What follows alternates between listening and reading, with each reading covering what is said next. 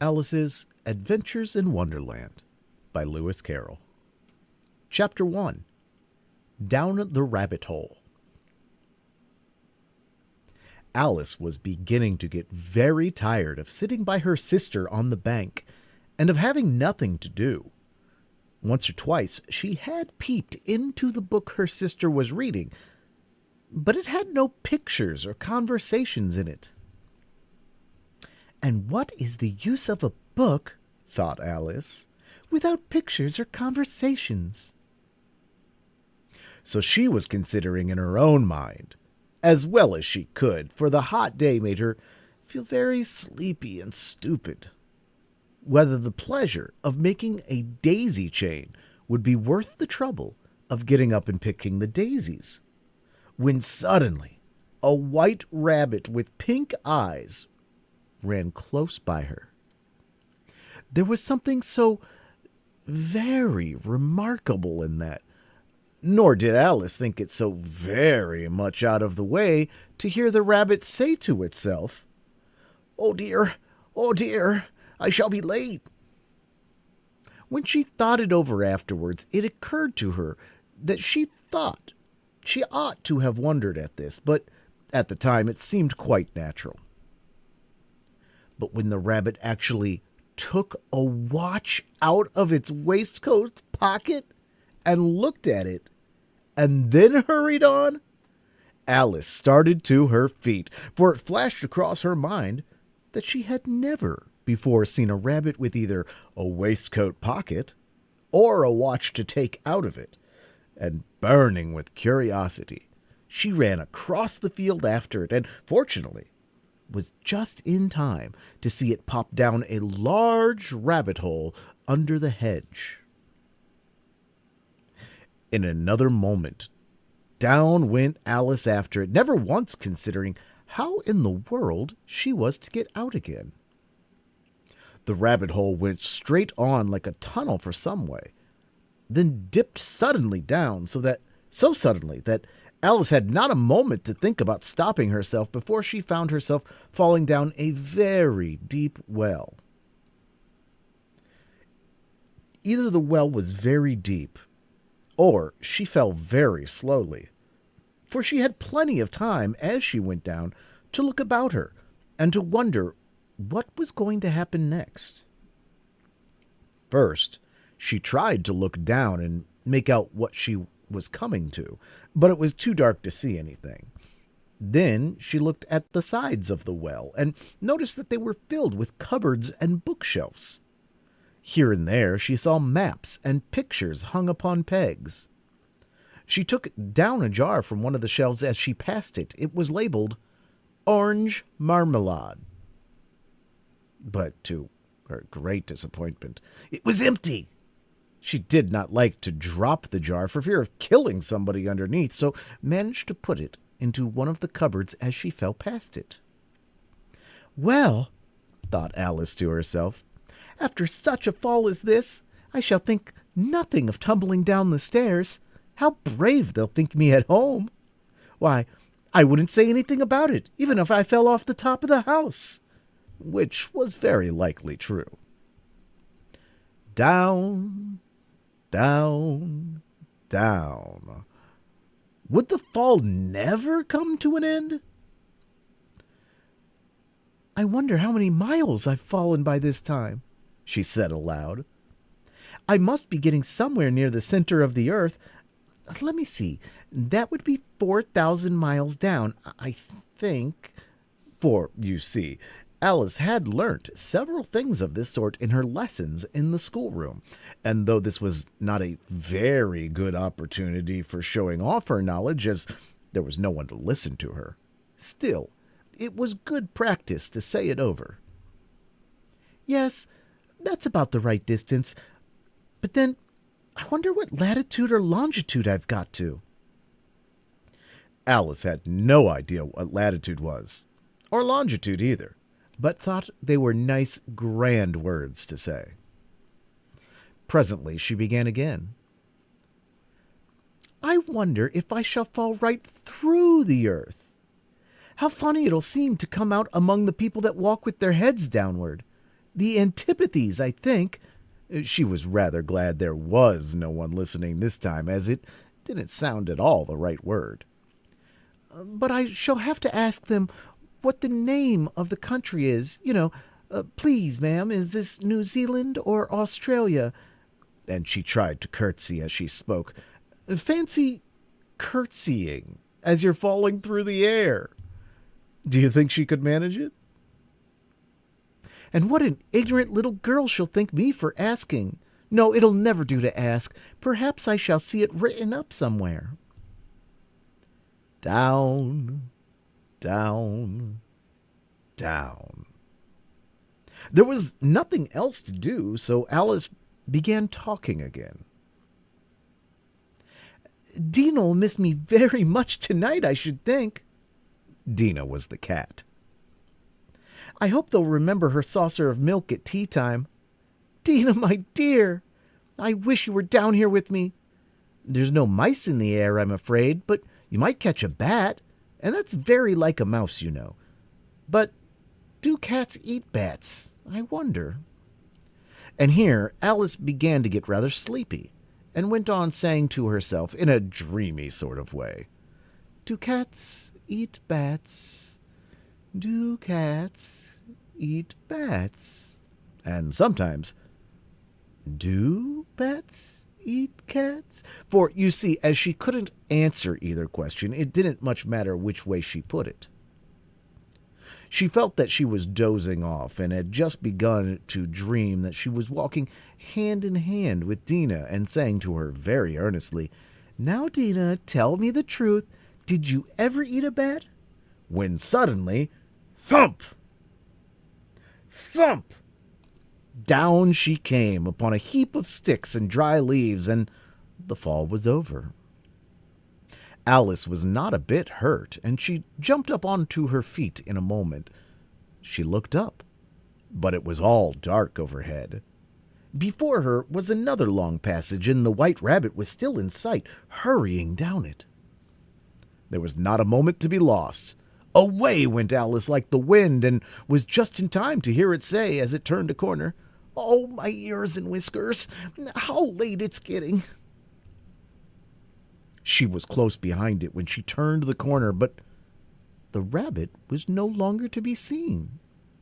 She found herself in a long, low hall, which was lit up by a row of lamps hanging from the roof. There were doors all around the hall, but they were all locked. And when Alice had been all the way down one side and up the other, trying every door, she walked sadly down the middle, wondering how she was ever to get out again. Suddenly, she came upon a little three-legged table, all made of solid glass. There was nothing on it except a tiny golden key, and Alice's first thought was that it might belong to one of the doors of the hall, but alas, either the locks were too large, or the key was too small, but at any rate it would not open any of them. However, on the second time round, she came upon a low curtain she had not noticed before, and behind it was a little door about 15 inches high. She tried the little golden key in the lock, and to her great delight it fitted. Alice opened the door and found that it led into a small passage, not much larger than a rat hole. She knelt down and looked along the passage into the loveliest garden you ever saw. How she longed to get out of that dark hall and wander about among those beds of bright flowers and those cool fountains. But she could not even get her head through the doorway. And even if my head would go through, thought poor Alice, it would be of very little use without my shoulders. Oh, how I wish I could shut up like a telescope. I think I could, if I only knew how to begin.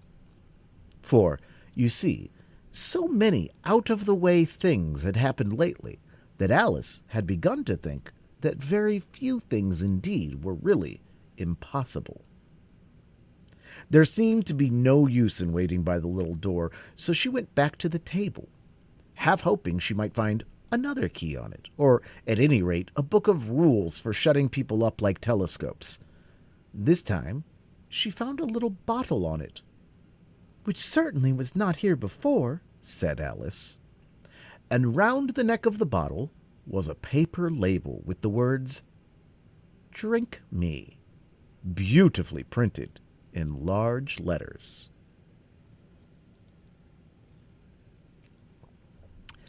It was all very well to say, "Drink me," but the wise little Alice was not going to do that in a hurry. "No, I'll look first," she said, "and see whether it's marked poison or not."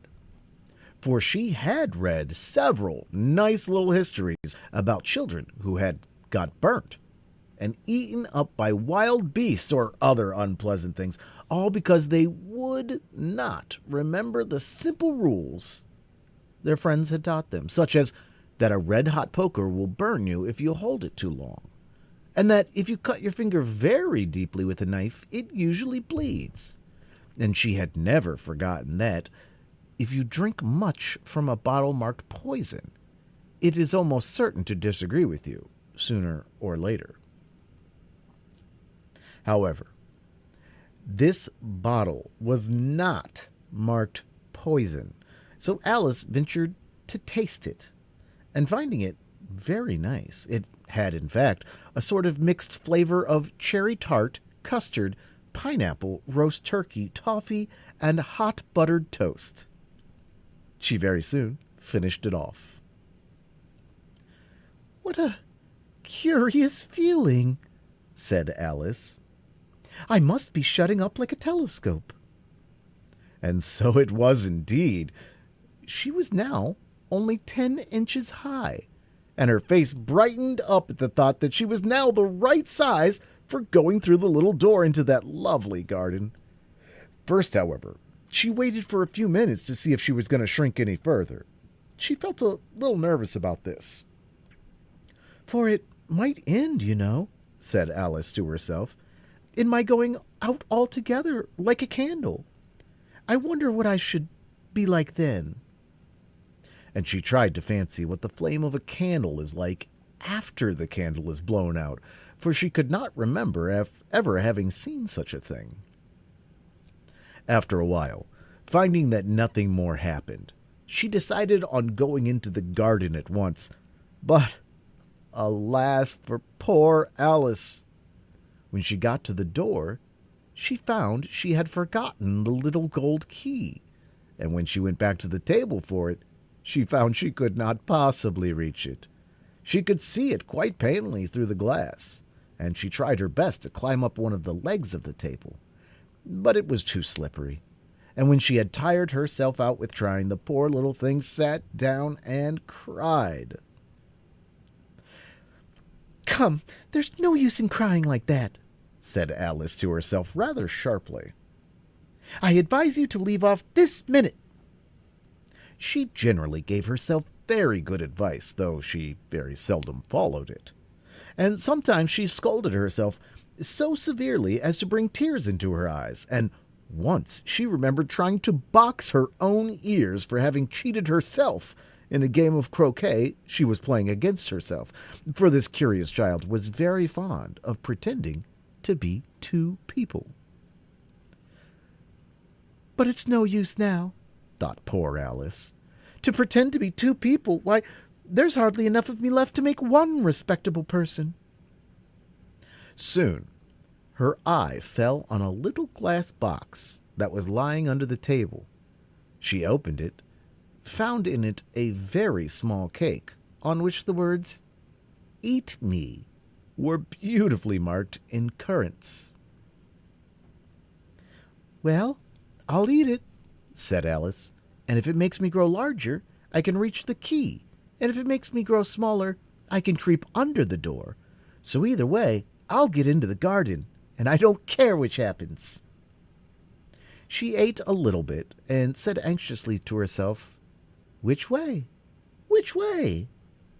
holding her hand on top of her head to feel which way it was growing, and she was quite surprised to find that she remained the same size.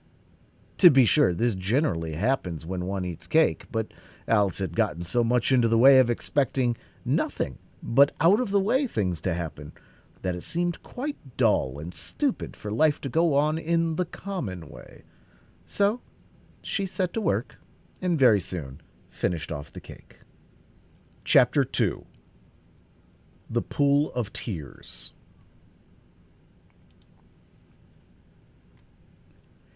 "Curiouser and curiouser," cried Alice. She was so much surprised that for the moment she quite forgot how to speak English. "Now I'm opening out like the largest telescope that ever was. Goodbye, feet."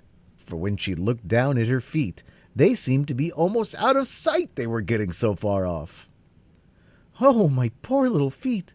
I wonder who will put on your shoes and stockings for you now, dears. I'm sure I shan't be able to. I shall be a great deal too far off to trouble myself about you. You must manage the best way you can. But I must be kind to them," thought Alice, "or perhaps they won't walk the way I want to go. Let me see. I'll give them a new pair of boots every Christmas." And she went on planning to herself how she would manage that. They must go by the carrier, she thought. And how funny it'll seem sending presents to one's own feet. And how odd the directions will look. "Alice's right foot, Esquire, Hearthrug, near the fender, with Alice's love." Oh dear, what nonsense I'm talking. Just then, her head struck against the roof of the hall. In fact, she was now more than 9 feet high, and she at once took up the little golden key and hurried off to the garden door. Poor Alice! It was as much as she could do, lying down on one side to look into the garden with one eye. But to get through was more hopeless than ever. She sat down and began to cry. "You ought to be ashamed of yourself," said Alice. "A great girl like you," she might well say this, "to go on crying in this way. Stop this moment, I tell you."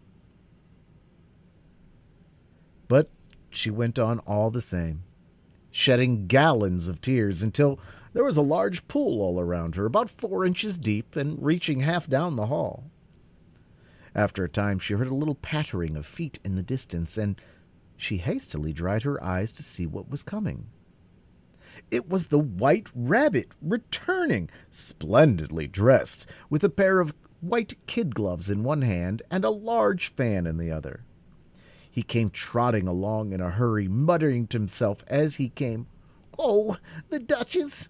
The Duchess! Oh, won't she be savage if I've kept her waiting?" Alice felt so desperate that she was ready to ask help of anyone. So, when the rabbit came near, she began, in a low, timid voice, "If you please, sir." The rabbit started violently, dropped the white kid gloves and the fan, and scurried away into the darkness as hard as he could go. Alice took up the fan and gloves, and as the hall was very hot, she kept fanning herself with all the time as she went on talking, "Dear, dear, how queer everything is today. And yesterday things went on just as usual. I wonder if I've been changed in the night. Let me think. Was I the same when I got up this morning? I almost think I can remember feeling a little different. But if I'm not the same, the next question is, who in the world am I? Ah, that's a great puzzle."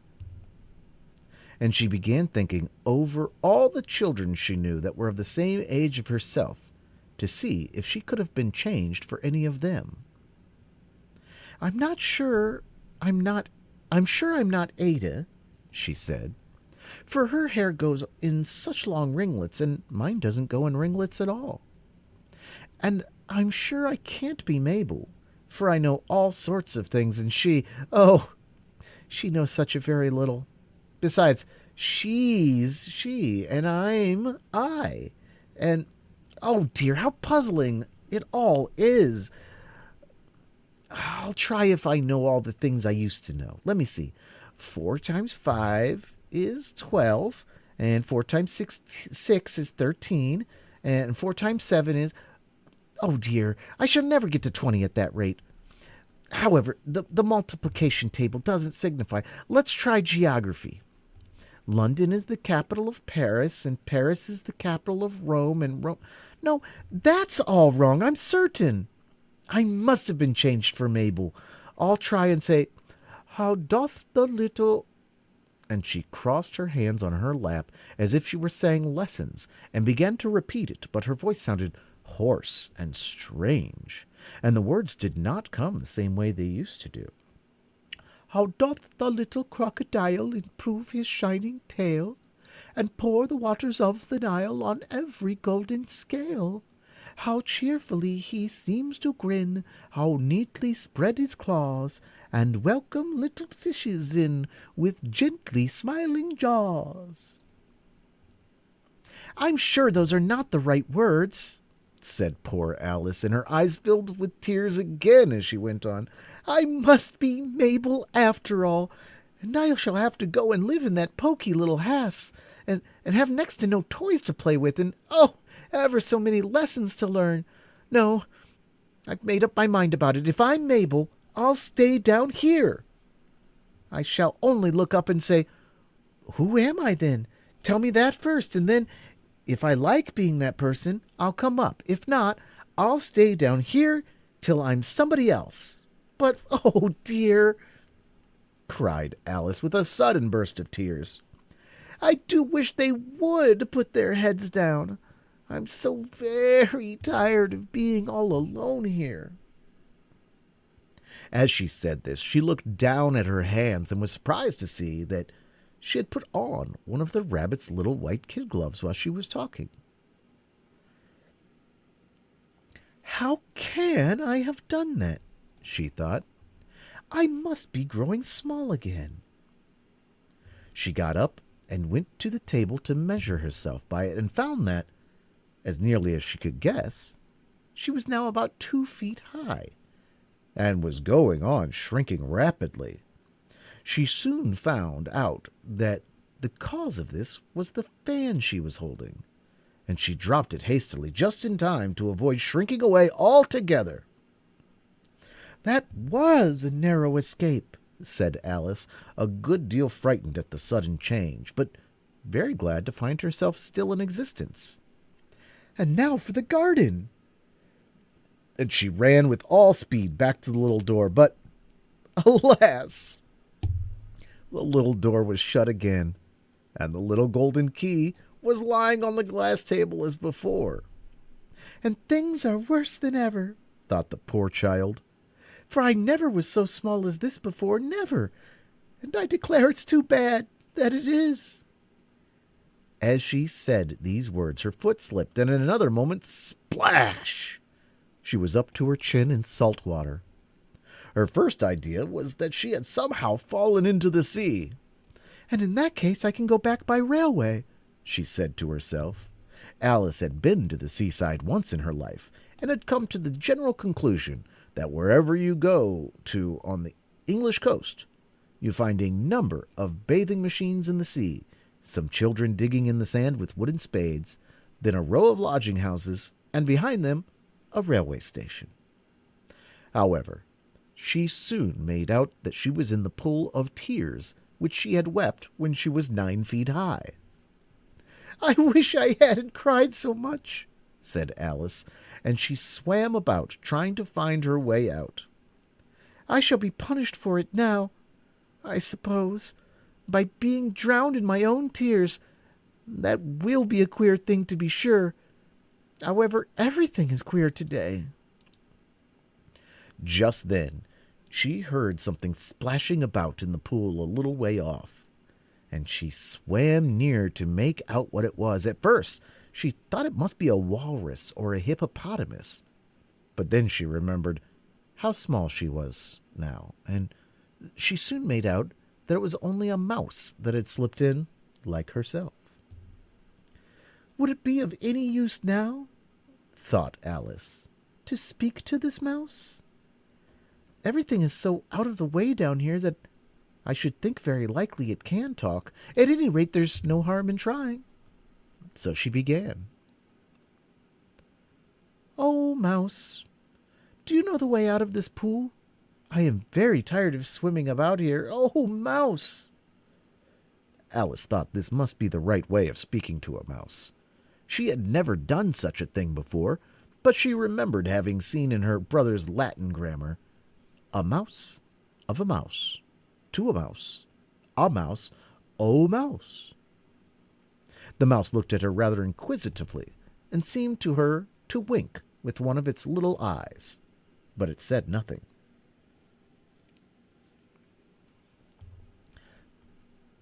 Perhaps it doesn't understand English, thought Alice. I dare say it's a French mouse, come over with William the Conqueror. For, with all her knowledge of history, Alice had no very clear notion how long ago anything had happened. So she began again. Oui es machate, which was the first sentence in her French lesson book. The mouse gave a sudden leap out of the water and seemed to quiver all over with fright. Oh, I beg your pardon, cried Alice hastily, afraid that she had hurt the poor animal's feelings. I quite forgot you didn't like cats. Not like cats, cried the mouse in a shrill, passionate voice. Would you like cats if you were me? Well, perhaps not, said Alice in a soothing tone. Don't be angry about it, and yet I wish I could show you our cat Dina. I think you'd take a fancy to cats if you could only see her. She's such a dear, quiet thing. Alice went on, half to herself as she swam lazily about in the pool. And she sits purring so nicely by the fire, licking her paws and washing her face. And she's such a nice thing to nurse, and she's such a capital one for catching mice. Oh, I beg your pardon, cried Alice again, for this time the mouse was bristling all over, and she felt certain it must really be offended. We won't talk about her any more if you'd rather not. We indeed, cried the mouse, who was trembling down to the end of his tail. As if I would talk on such a subject. Our family has always hated cats. Nasty, low, vulgar things. Don't let me hear the name again. I won't indeed, said Alice, in a great hurry to change the subject to conversation. Are you fond of dogs? The mouse did not answer, so Alice went on eagerly. There's such a nice little dog near our house I should like to show you. A little bright-eyed terrier, you know, with, such long, curly brown hair. And it'll fetch things when you throw 'em, and it'll sit up and beg for its dinner and all sorts of things. I can't remember half of them. And it belongs to a farmer, you know, and he says it's so useful it's worth £100. He says it kills all the rats and... Oh, dear! Cried Alice in a sorrowful tone. I'm afraid I offended it again. For the mouse was swimming away from her as hard as it could, and making quite a commotion in the pool as it went. So she called softly after it, Mouse dear, do come back again, and we won't talk about cats or dogs either if you don't like 'em. When the mouse heard this, it turned round and swam back slowly to her. Its face was quite pale, with passion, Alice thought, and it said in a low, trembling voice, Let us get to the shore, and then I'll tell you my history, and you'll understand why it is I hate cats and dogs. It was high time to go, for the pool was getting quite crowded with the birds and animals that had fallen into it. There were a duck and a dodo, a lory and an eaglet, and several other curious creatures. Alice led the way, and the whole party swam to the shore. Chapter 3. A Caucus-Race and a Long Tail. They were indeed a queer-looking party that assembled on the bank. The birds with draggled feathers, the animals with their fur clinging close to them and all dripping wet, cross, and uncomfortable. The first question, of course, was how to get dry again. They had a consultation about this, and after a few minutes it seemed quite natural to Alice to find herself talking familiarly with them, as if she had known them all her life. Indeed, She had quite a long argument with the Lory, who at last turned sulky and would only say, "I'm older than you and must know better." And this Alice would not allow without knowing how old it was, and as the Lory positively refused to tell its age, there was no more to be said. At last the mouse, who seemed to be a person of authority among them, called out, "Sit down, all of you, and listen to me. I'll soon make you dry enough." They all sat down at once in a large ring with the mouse in the middle.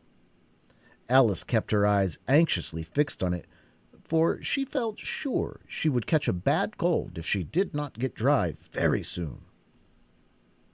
"Ahem," said the mouse, with an important air. "Are you all ready? This is the driest thing I know. Silence all round, if you please." William the Conqueror, whose cause was favored by the Pope, was soon submitted to by the English, who wanted leaders, and had been of late much accustomed to usurpation and conquest. Edwin and Morcar, the Earls of Mercia and Northumbria. "Oh," said the Lory, with a shiver. "I beg your pardon," said the mouse, frowning, but very politely. "Did you speak?" "Not I," said the Lory hastily. "I thought you did," said the mouse. "I proceed.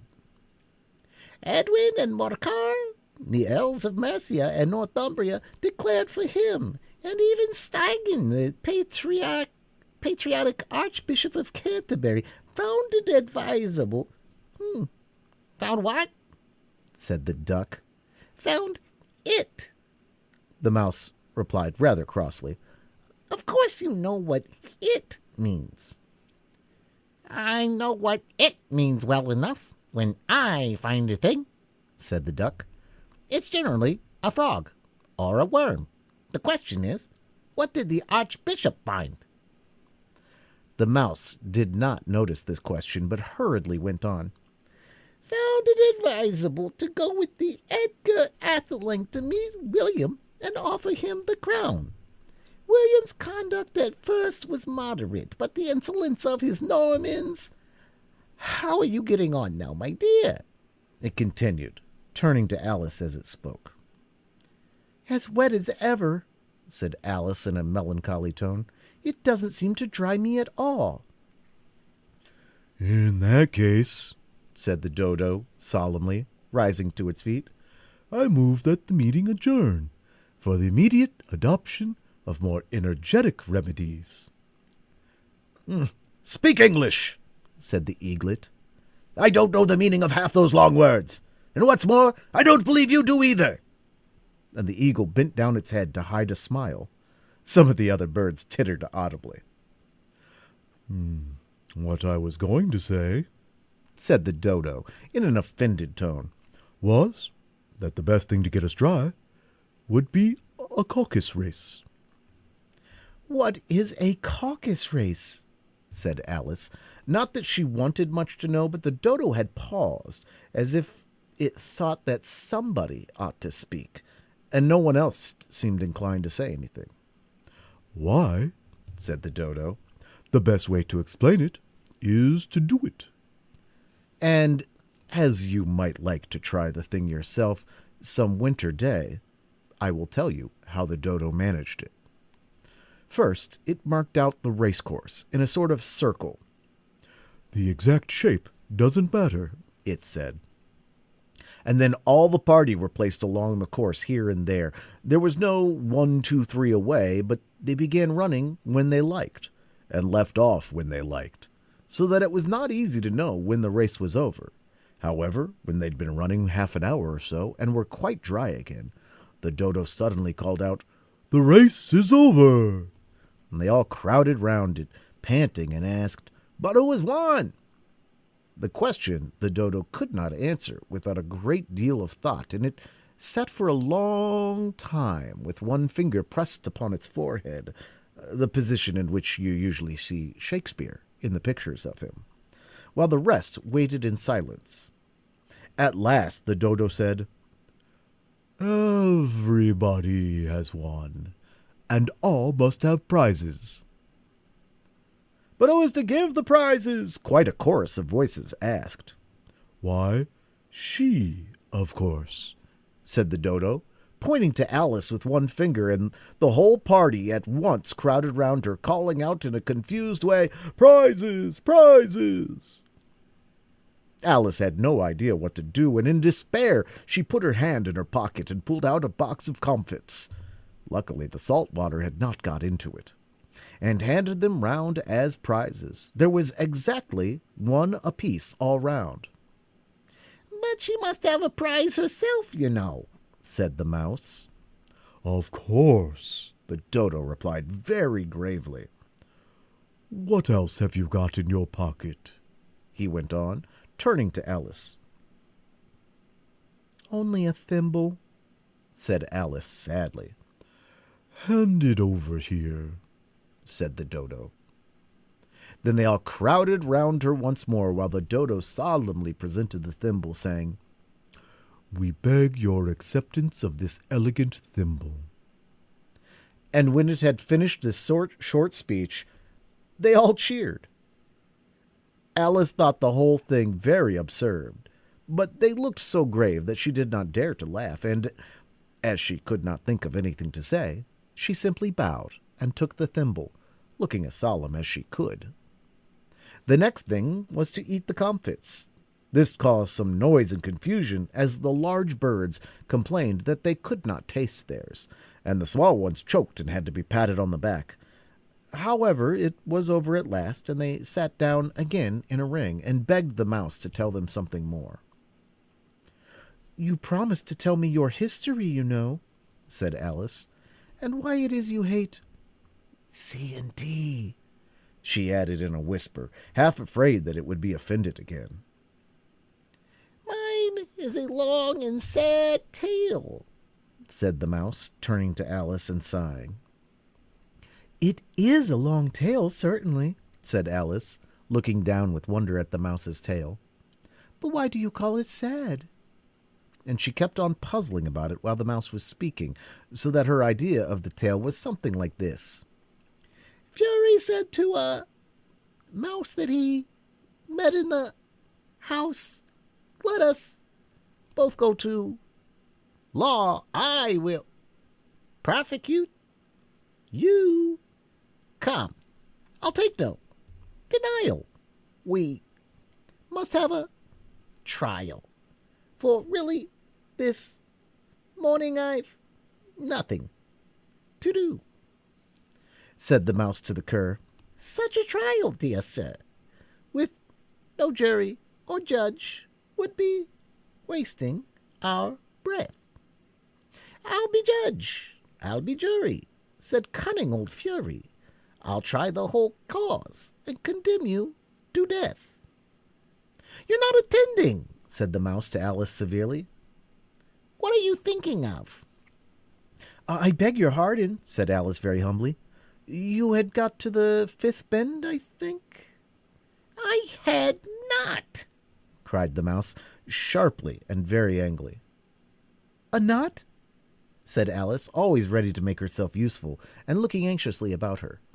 Oh, do let me help to undo it. I shall do nothing of the sort, said the Mouse, getting up and walking away. You insult me by talking such nonsense. I didn't mean it, pleaded poor Alice. But you're so easily offended, you know. The Mouse only growled in reply. Please come back and finish your story, Alice called after it, and the others all joined in chorus, Yes, please do. But the Mouse only shook its head impatiently and walked a little quicker. Oh, what a pity it wouldn't stay, sighed the Lory, as soon as it was quite out of sight. And an old crab took the opportunity of saying to her daughter, Ah, my dear, let this be a lesson to you never to lose your temper. Hold your tongue, Ma, said the young crab, a little snappishly. You're enough to try the patience of an oyster. I wish I had our Dina here, I know I do, said Alice aloud, addressing nobody in particular. She'd soon fetch it back, And who is Dina, if I might venture to ask the question?" said the Lory. Alice replied eagerly, for she was always ready to talk about her pet. "Dina's our cat, and she's such a capital one for catching mice you can't think. And oh, I wish you could see her after the birds. Why, she'll eat a little bird as soon as look at it." This speech caused a remarkable sensation among the party. Some of the birds hurried off at once. An old magpie began wrapping itself up very carefully, remarked, "I really must be getting home. The night air doesn't suit my throat." And a canary called out in a trembling voice to its children, "Come away, dears. It's high time you were all in bed." On various pretexts, they all moved off, and Alice was soon left alone. "I wish I hadn't mentioned Dina," she said to herself in a melancholy tone. "Nobody seems to like her down here, and I'm sure she's the best cat in the world. Oh, my dear Dina, I wonder if I shall ever see you any more." And here poor Alice began to cry again, for she felt very lonely and low-spirited. In a little while, however, she again heard a little pattering of footsteps in the distance, and she looked up eagerly, half hoping that the mouse had changed its mind and was coming back to finish his story. Chapter 4. The Rabbit Sends in a Little Bill. It was the White Rabbit, trotting slowly back again, and looking anxiously about as it went, as if it had lost something. And she heard it muttering to itself, the Duchess, oh, my dear paws, oh, my fur and whiskers, she'll get me executed, as sure as ferrets and ferrets. Where can I have dropped them, I wonder?" Alex guessed in a moment that it was looking for the fan and the pair of white kid gloves, and she very good-naturedly began hunting about for them, but they were nowhere to be seen. Everything seemed to have changed since her swim in the pool, and the great hall, with the glass table and the little door, had vanished completely. Very soon the rabbit noticed Alice, and as she went hunting about, and called out to her in an angry tone, "Why, Mary Ann, what are you doing out here? Run home this moment. Fetch me a pair of gloves and a fan, quick now." And Alice was so much frightened that she ran off at once in the direction it pointed to, without trying to explain the mistake it had made. "He took me for his housemaid," she said to herself as she ran. "How surprised he'll be when he finds out who I am. But I'd better take him his fan and gloves, that is, if I can find them." As she said this, she came upon a neat little house, on the door of which was a bright brass plate with the name W. Rabbit engraved upon it. She went in without knocking and hurried upstairs in great fear lest she should meet the real Mary Ann and be turned out of the house before she had found the fan and gloves. "How queer it seems," Alice said to herself, "to be going messages for the rabbit. I suppose Dean'll be sending me on messages next." And she began fancying the sort of thing that would happen. "Miss Alice, come here directly and get ready for your walk." "Come in a minute, nurse, but I've got to see that the mouse doesn't get out. Only I think," Alice went on, "that they'd let Dina stop in the house if it began ordering people about like that." By this time she had found her way into a tidy little room with a table in the window, and on it, as she had hoped, a fan and 2 or 3 pairs of tiny white kid gloves. She took up the fan and a pair of gloves, and was just going to leave the room when her eye fell upon a little bottle that stood near the looking-glass. There was no label this time with the words, "Drink me," but nevertheless she uncorked it and put it to her lips. "I know something interesting is sure to happen," she said to herself, "whenever I eat or drink anything, so I'll just see what this bottle does. I do hope it'll make me grow large again, for really I am quite tired of being such a tiny little thing." It did so indeed, and much sooner than she had expected. Before she had drunk half the bottle, she found her head pressing against the ceiling and had to stoop to save her neck from being broken. She hastily put down the bottle, saying to herself, "That's quite enough. I hope I shan't grow any more. As it is, I can't get out at the door. I do wish I hadn't drunk quite so much." Alas, it was too late to wish that. She went on growing and growing, and very soon she had to kneel down on the floor. In another minute there was not even room for this, and she had tried the effect of lying down with one elbow against the door and the other arm curled round her head.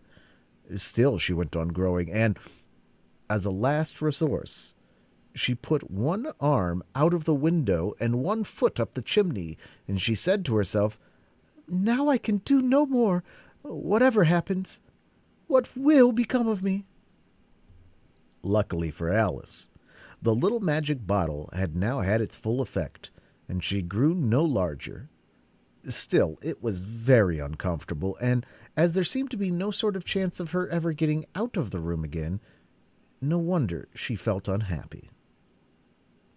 "It was much pleasanter at home," thought poor Alice, "when wasn't always growing larger and smaller and being ordered about by mice and rabbits.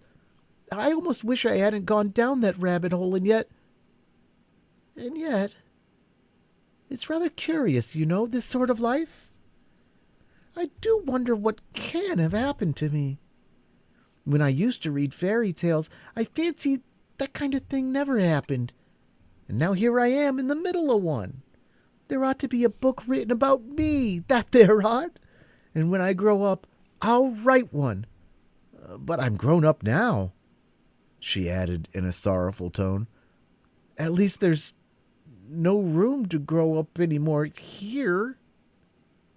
But then," thought Alice, "shall I never get any older than I am now? That'll be a comfort one way, never to be an old woman, but then always to have lessons to learn. Oh, I shouldn't like that." "Oh, you foolish Alice," she answered herself. "How can you learn lessons in here? Why, there's hardly room for you, and no room at all for any lesson books." And so she went on, taking first one side and then the other, and making quite a conversation of it altogether. But after a few minutes she heard a voice outside and stopped to listen. "Marianne, Marianne," said the voice, "fetch me my gloves this moment." Then came a little pattering of feet on the stairs.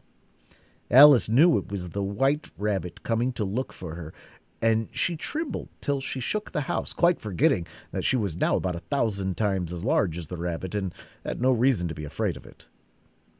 Presently the rabbit came up to the door and tried to open it, but as the door opened inwards, and Alice's elbow was pressed hard against it, that attempt proved a failure. Alice heard it say to itself, "Then I'll go around and get in at the window." "That you won't," thought Alice, and after waiting till she fancied she heard the rabbit just under the window, she suddenly spread out her hand and made a snatch in the air. She did not get a hold of anything, but she heard a little shriek and a fall, and a crash of broken glass, from which she concluded that it was just possible it had fallen into a cucumber frame or something of that sort. Next came an angry voice, the rabbit's. "Pat! Pat! Where are you?" Then a voice she had never heard before. "Sure then, I'm here, digging for apples, Your Honor." "Digging for apples, indeed," said the rabbit angrily. "Here, come and help me out of this." Sounds of more broken glass. "Now, tell me, Pat, what's that in the window?" Sure, it's an arm, Your Honor." He pronounced it arm. "An arm? You goose. Whoever saw one that size? Why, it fills the whole window." "Sure it does, Your Honor, but it's an arm for all that." "Well, it's got no business there at any rate. Go and take it away." There was a long silence after this, and Alice could only hear whispers now and then, such as, "Sure, I don't like it, Your Honor, at all. Do as I tell you, you coward." And at last she spread out her hand again and made another snatch in the air. This time there were 2 little shrieks, and more sounds of broken glass. What a number of cucumber frames there must be, thought Alice. I wonder what they'll do next. As for pulling me out of the window, I only wish they could. I'm sure I don't want to stay in here any longer. She waited for some time without hearing anything more. At last came a rumbling of little cartwheels and the sound of a good many voices all talking together. She made out the words, "Where's the other ladder? Why, I hadn't to bring but one. Bill's got the other. Bill, fetch it here, lad. Here, put 'em up at this corner. No, tie 'em together first. No, they don't reach half high enough. Oh, they'll do well enough. Don't be particular. Here, Bill, catch hold of this rope. Will the roof bear? Mind that loose slate. Oh, it's coming down. Heads below." A loud crash. "Now, who did that?" "It was Bill, I fancy. Now, what's to go down to the chimney?" "Nay, I shan't. You do it." "That I won't, then. Bill's to go down. Here, Bill. The master says you're to go down the chimney." "Oh, so Bill's got to come down the chimney, has he?" said Alice to herself. "And shy, they seem to put everything upon Bill. I wouldn't be in Bill's place for a good deal. This fireplace is narrow, to be sure, but I think I can kick a little." She drew her foot as far down the chimney as she could and waited till she heard a little animal, she couldn't guess what sort it was, scratching and scrambling about in the chimney close above her. Then saying to herself, "This is Bill," she gave one sharp kick and waited to see what would happen next. The first thing she heard was a general chorus of, "There goes Bill." Then the rabbits' voices along, "Catch him, you by the hedge." Then silence. Then another confusion of voices. "Hold up his head. Brandy now. Don't choke him. How was it, old fellow? What happened to you? Tell us all about it." Last came a little feeble, squeaking voice. "That's Bill," thought Alice. "Well, I hardly know. No more, thanky. I'm better now, but I'm a deal too flustered to tell you. All I know is something comes at me like a jack-in-the-box, and I go up like a skyrocket." "So you did, old fellow," said the others. "We must burn the house down," said the rabbit's voice, and Alice called out as loud as she could, "If you do, I'll set Dina at you." There was a dead silence instantly, and Alice thought to herself, "I wonder what they'll do next. If they had any sense, they'd take the roof off." After a minute or two, they began moving about again, and Alice heard the rabbit say, "A barrowful will do to begin with." "A barrowful of what?" thought Alice. But she had not long to doubt, for the next moment a shower of little pebbles came rattling in at the window, and some of them hit her in the face. "I'll put a stop to this," she said to herself, and shouted out, "You'd better not do that again," which produced another dead silence. Alice noticed with some surprise that the pebbles were all turning into little cakes as they lay on the floor, and a bright idea came into her head. "If I eat one of these cakes," she thought, "I'm sure to make some changes in my size, and as it can't possibly make me larger, it must make me smaller, I suppose." So she swallowed one of the cakes, and was delighted to find that she began shrinking directly. As soon as she was small enough to get through the door, she ran out of the house, and found quite a crowd of little animals and birds waiting outside. The poor little lizard, Bill, was in the middle, being held up by 2 guinea pigs, who were giving it something out of a bottle. They all made a rush at Alice the moment she appeared, but she ran off as hard as she could, and soon found herself safe in a thick wood.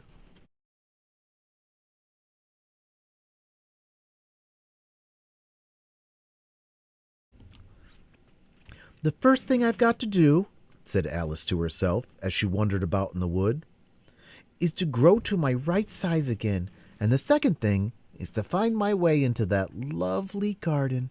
I think that will be the best plan." It sounded an excellent plan, no doubt, and very neatly and simply arranged. The only difficulty was that she had not the smallest idea how to set about it. And while she was peering about anxiously among the trees, a little sharp bark just over her head made her look up in a great hurry. An enormous puppy was looking down at her with large round eyes and feebly stretching out one paw, trying to touch her. "Poor little thing," said Alice in a coaxing tone, and she tried hard to whistle to it, but she was terribly frightened all the time at the thought that it might be hungry, in which case it would be very likely to eat her up in spite of all her coaxing.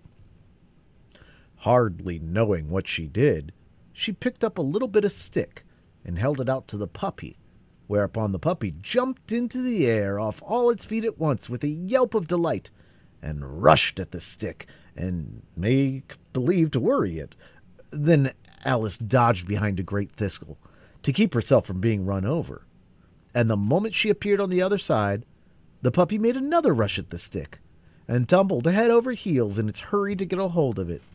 Then Alice, thinking it was very like having a game of play with cart horse and expecting every moment to be trampled under its feet, ran round the thistle again. Then the puppy began a series of short charges at the stick, running a very little way forwards each time and a long way back, and barking hoarsely all the while, till at last it sat down a good way off, panting, with its tongue hanging out of its mouth, and its great eyes half shut. This seemed to Alice a good opportunity for making her escape, so she set off at once, and ran till she was quite tired and out of breath, until the puppy's bark sounded quite faint in the distance.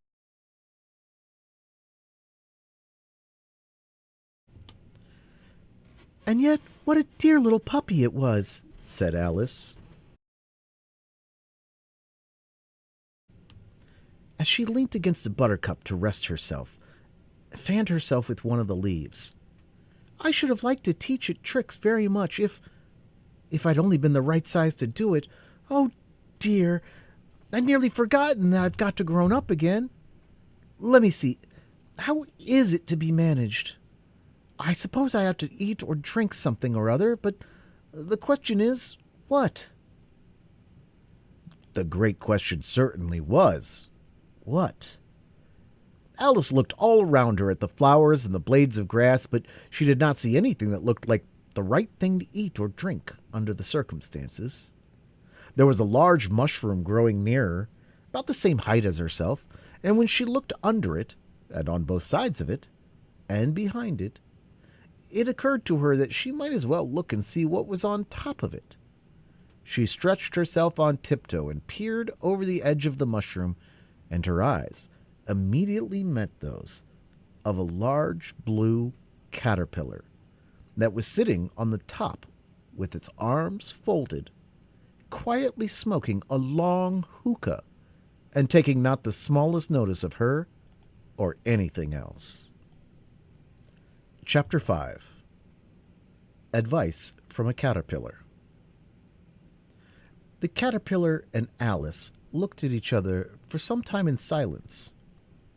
At last, the caterpillar took the hookah out of its mouth and addressed her in a languid, sleepy voice. "Who are you?" said the caterpillar. This was not an encouraging opening for a conversation. Alice replied rather shyly, I hardly know, sir, just at present. At least I know who I was when I got up this morning, but I think I must have changed several times since then." "What do you mean by that?" said the caterpillar sternly. "Explain yourself." "I can't explain myself, I'm afraid, sir," said Alice, "because I'm not myself, you see." "I don't see," said the caterpillar. "I'm afraid I can't put it more clearly," Alice replied very politely, "for I can't understand it myself to begin with, and being so many different sizes in a day is very confusing." "It isn't," said the caterpillar.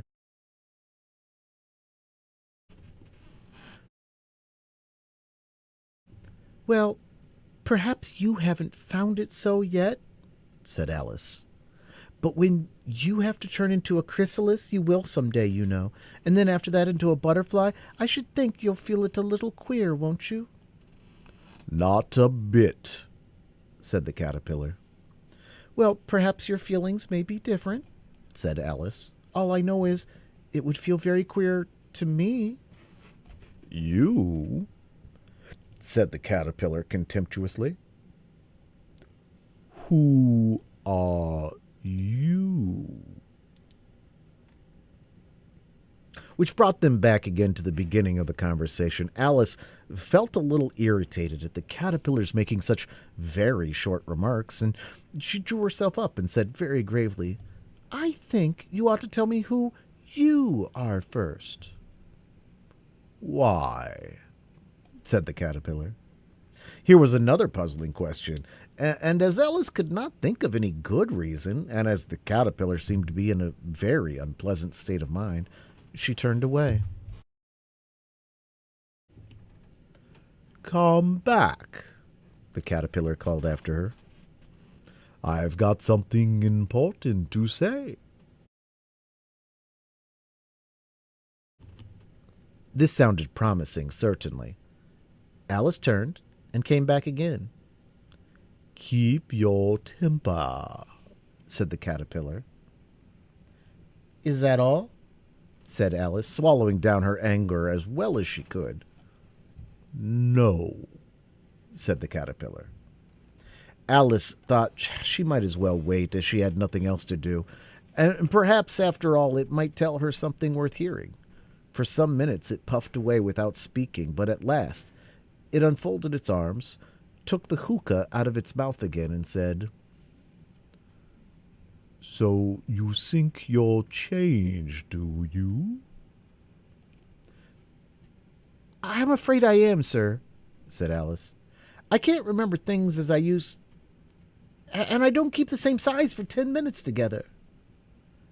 Can't remember what things? Said the caterpillar. Well, I've tried to say, how doth the little busy bee, but it all came different, Alice replied, in a very melancholy voice.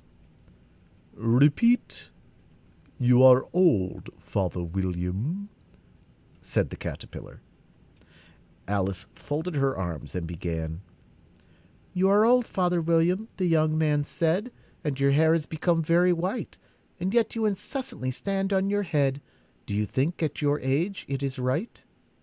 In my youth, Father Williams replied to his son, I fear it might injure the brain, but now that I am perfectly sure I have none, why, I do it again and again.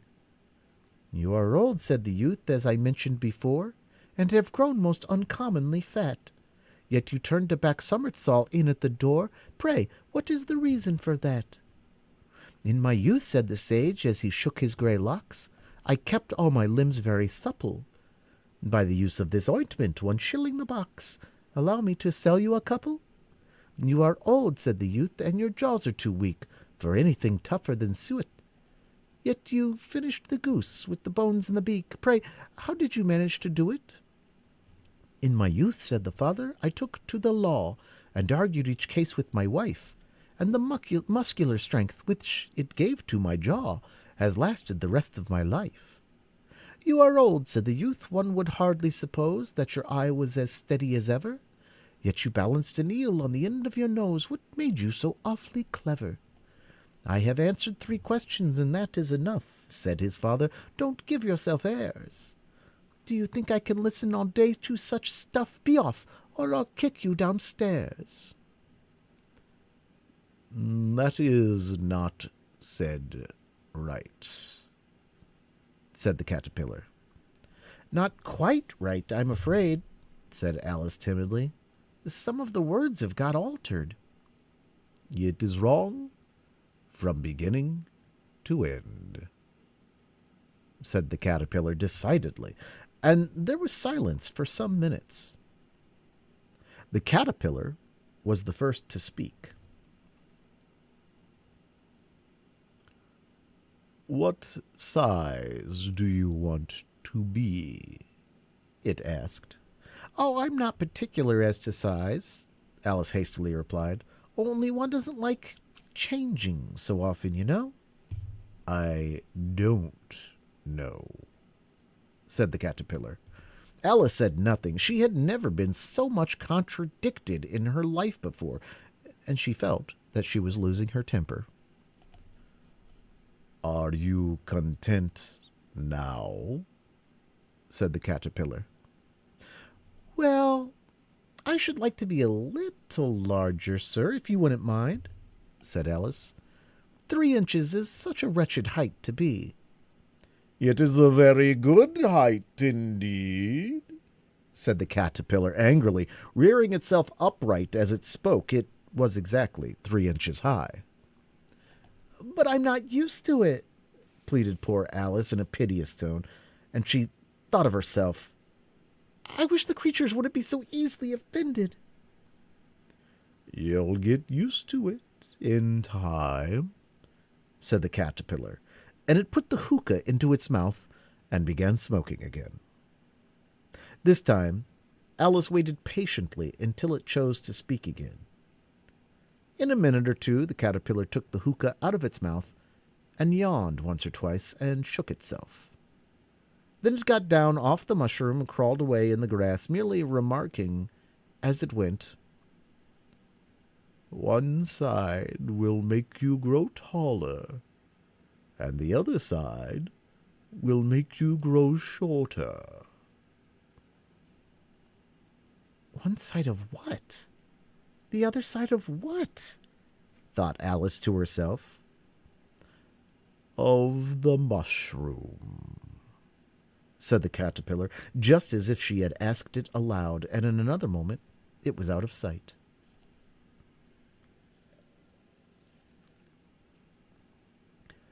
Alice remained looking thoughtfully at the mushroom for a minute, trying to make out which were the 2 sides of it, as it was perfectly round. She found this a very difficult question. However, at last she stretched her arms round it as far as they would go and broke off a bit of the edge with each hand. "And now, which is which?" she said to herself, and nibbled a little bit of the right-hand bit to try the effect. The next moment she felt a violent blow underneath her chin. It had struck her foot. She was a great deal frightened by this sudden change, and she felt there was no time to be lost, as she was shrinking rapidly, so she set to work at once to eat some of the other bit. Her chin was pressed so closely against her foot that there was hardly room to open her mouth, but she did it at last and managed to swallow a morsel of the left-hand bit. "Come, my head's free at last," said Alice in a tone of delight, which changed into alarm in another moment, when she found that her shoulders were nowhere to be found. All she could see when she looked down was an immense length of neck, which seemed to rise like a stalk out of a sea of green leaves that lay far below her. "What can all that green stuff be?" said Alice. "And where have my shoulders got to? And oh, my poor hands, how is it I can't see you?" She was moving them about as she spoke, but no result seemed to follow, except a little shaking among the distant green leaves. As there seemed to be no chance of getting her hands up to her head, she tried to get her head down to them, and was delighted to find that her neck would bend about easily in any direction, like a serpent. She had just succeeded in curving it down into a graceful zigzag, which was going to dive in among the leaves, when she found to be nothing but the tops of the trees under which she had been wandering, when a sharp hiss made her draw back in a hurry. A large pigeon had flown into her face, and was beating her violently with its wings. "Serpent!" screamed the pigeon. "I'm not a serpent," said Alice indignantly. "Leave me alone." "Serpent, I say!" repeated the pigeon, but in a more subdued tone, and added with a kind of sob, "I've tried every way, and nothing seems to suit them." "I haven't the least idea what you're talking about," said Alice. "I've tried the roots of trees, and I've tried barks. I've tried hedges," the pigeon went on, without attending to her. "But these serpents, there's no pleasing them."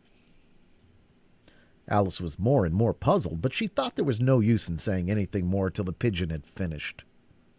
"As if the trouble, as if it wasn't trouble enough hatching the eggs," said the pigeon. but I must be on the lookout for serpents night and day. Why, I haven't had a wink of sleep these 3 weeks." "I'm very sorry you've been annoyed," said Alice, who was beginning to see its meaning. "And just as I'd taken the highest tree in the wood," continued the pigeon, raising its voice to a shriek, "and just as I was thinking I should be free of them at last, they must needs come wriggling down from the sky. Ah, serpent!" "But I'm not a serpent, I tell you," said Alice. I'm a... "Well, what are you?" said the pigeon. "I can see you're trying to invent something." I'm a little girl," said Alice, rather doubtfully, as she remembered the number of changes she had gone through the day. "A likely story indeed," said the pigeon, in a tone of the deepest contempt. "I've seen a good many little girls in my time, but never one with such a neck as that. No, you're a serpent, and there's no use denying it. I suppose you'll be telling me next that you've never tasted an egg." "I have tasted eggs, certainly," said Alice, who was a very truthful child. "But little girls eat eggs quite as much as serpents do, you know." "I don't believe it," said the pigeon.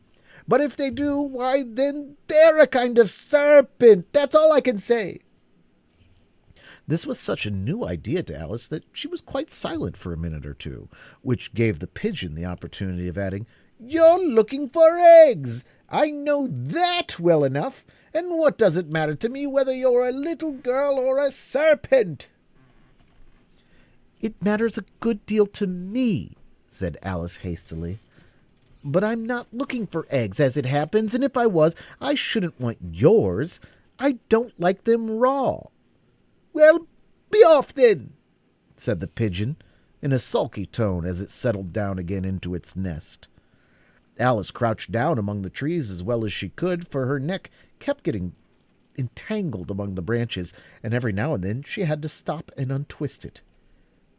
After a while she remembered that she still held the pieces of mushroom in her hands, and she set to work very carefully, nibbling first at one, then at the other, and growing sometimes taller and sometimes shorter, until she had succeeded in bringing herself down to her usual height. It was so long since she had been anything near the right size that it felt quite strange at first, but she got used to it in a few minutes and began talking to herself as usual. "Come, there's half my plan done now. How puzzling all these changes are. I'm never sure what I'm going to be from one minute to the other. However, I've got back to my right size. The next thing is to get into that beautiful garden. How is it to be done, I wonder?" As she said this, she came suddenly upon an open place with a little house in it about 4 feet high. "Whoever lives there," thought Alice, "it'll never do to come upon them this size. Why, I should fright them out of their wits." So she began nibbling at the right-hand bit again, and did not venture to go near the house till she had brought herself down to 9 inches high. Chapter 6. Pig and Pepper.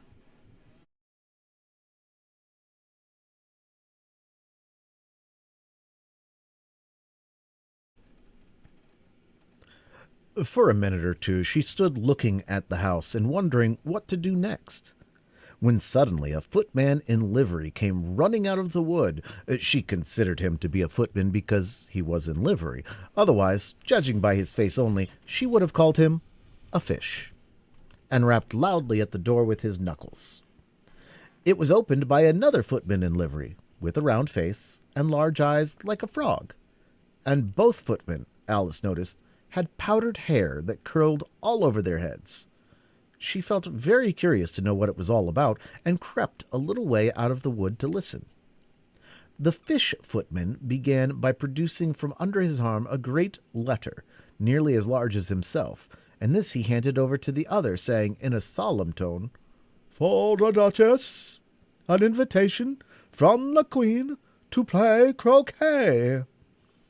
The frog footman repeated in the same solemn tone, only changing the order of the words a little. "From the Queen, an invitation for the Duchess to play croquet." Then they both bowed low, and their curls got entangled together. Alice laughed so much at this that she had to run back into the wood for fear of their hearing her, and when she next peeped out, the fish footman was gone, and the other was sitting on the ground near the door, staring stupidly up into the sky. Alice went timidly up to the door and knocked.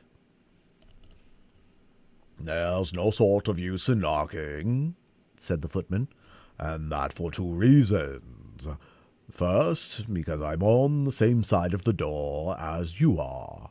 Secondly, because they're making such noise inside, no one could possibly hear you." And certainly there was a most extraordinary noise going on inside, a constant howling and sneezing, and every now and then a great crash, as if a dish or kettle had been broken to pieces. Please, then," said Alice, "how am I to get in?" "There might be some sense in your knocking," the footman went on without attending her, "if we had the door between us. For instance, if you were inside, you might knock, and I could let you out, you know." He was looking up into the sky all the time he was speaking, and this, Alice thought, decidedly uncivil. "But perhaps he can't help it," she said to herself. "His eyes are so very nearly at the top of his head, but at any rate he might answer questions. How am I to get in?" she repeated aloud. "I shall sit here," the footman remarked, "till tomorrow." At this moment the door of the house opened, and a large plate came skimming out, straight at the footman's head. It just grazed his nose, and broke to pieces against one of the trees behind him. "Oh, next day, maybe," the footman continued in the same tone, exactly as if nothing had happened. "How am I to get in?" asked Alice again, in a louder tone.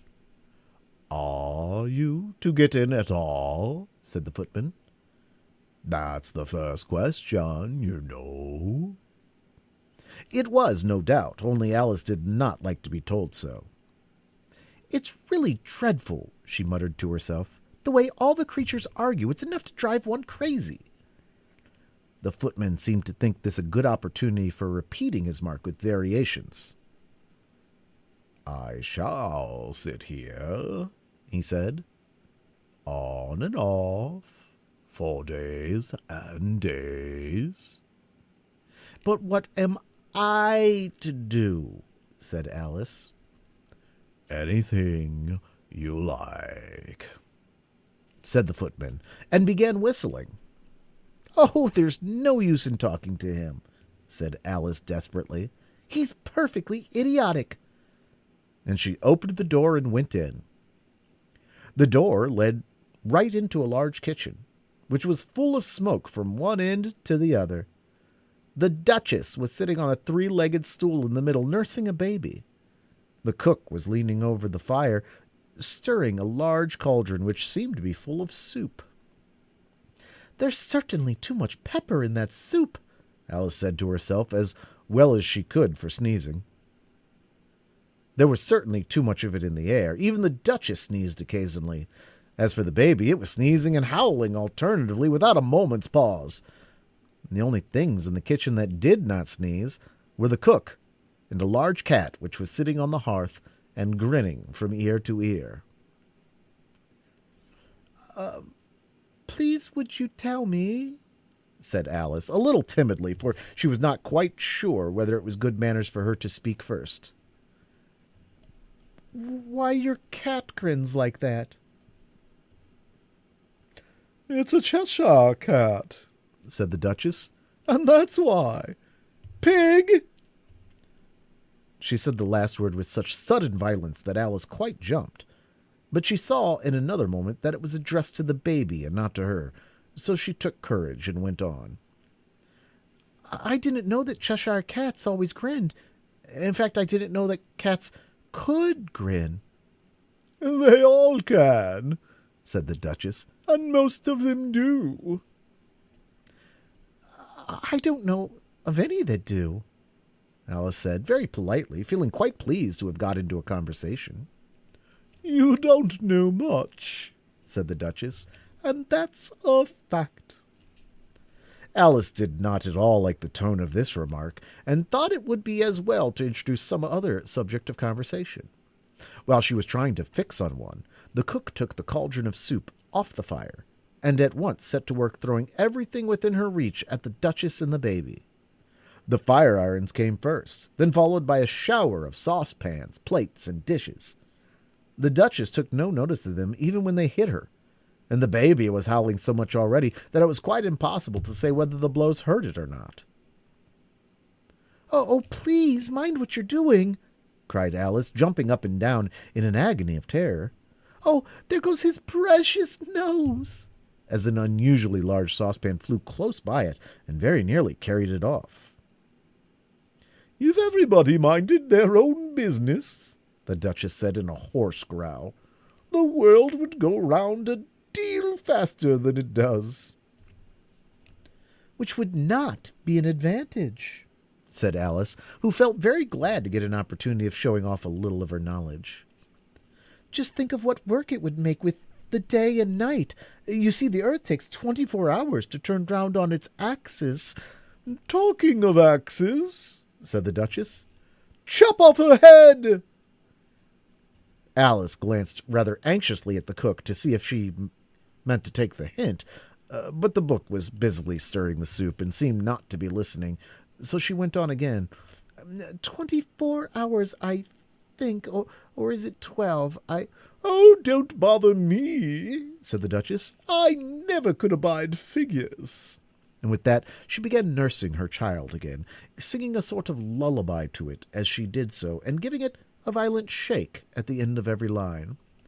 "Speak roughly to your little boy, and beat him when he sneezes. He only does it to annoy, because he knows it teases." Chorus, in which the cook and the baby joined, Wow, wow, wow. While the Duchess sang the second verse of the song, she kept tossing the baby violently up and down, and the poor little thing howled so that Alice could hardly hear the words. "I speak severely to my boy, I beat him when he sneezes, for he can thoroughly enjoy the pepper when he pleases." Wow, wow, wow. "Here, you may nurse it a bit, if you like," the Duchess said to Alice, flinging the baby at her as she spoke. "I must go and get ready to play croquet with the Queen." And she hurried out of the room. The cook threw a frying pan after her as she went, but it just missed her. Alice caught the baby with some difficulty, as it was a queer-shaped little creature, and held out its arms and legs in all directions. "Just like a starfish," thought Alice. The poor little thing was snorting like a steam engine when she caught it, and kept doubling itself up and straightening itself out again, so that altogether, for the first minute or two, it was as much as she could do to hold it.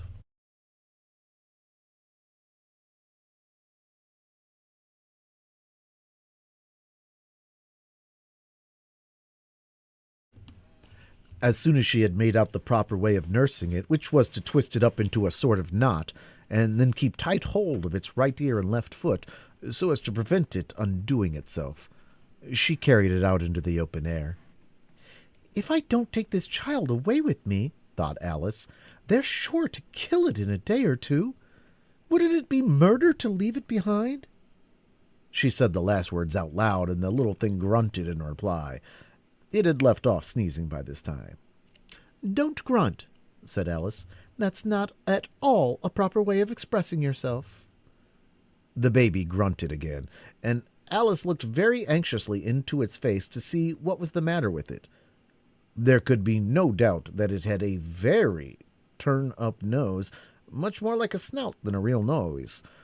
Also, its eyes were getting extremely small for a baby. Altogether, Alice did not like the look of the thing at all.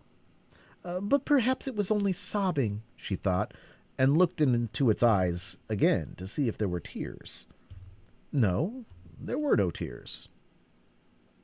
"If you're going to turn into a pig, my dear," said Alice seriously, "I'll have nothing more to do with you.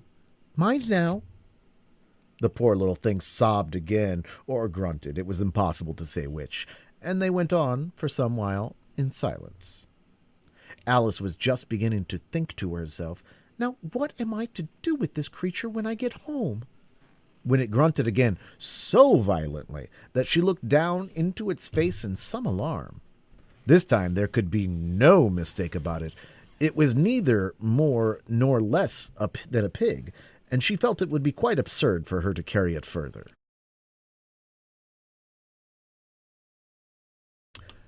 So she set the little creature down and felt quite relieved to see it trot away quietly into the wood.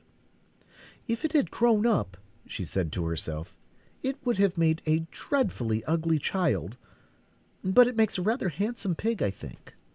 And she began thinking over other children she knew who might do very well as pigs, and was just saying to herself, "If one only knew the right way to change them," when she was a little startled by seeing the Cheshire Cat sitting on a bough of a tree a few yards off. The cat only grinned when it saw Alice. It looked good-natured, she thought. Still, it had very long claws and a great many teeth, so she felt that it ought to be treated with respect. "Cheshire Puss," she began, rather timidly, as she did not know at all whether it would like the name. However, it only grinned a little wider. "Come, it's pleased so far," thought Alice, and she went on. "Would you tell me, please, which way I ought to go from here?"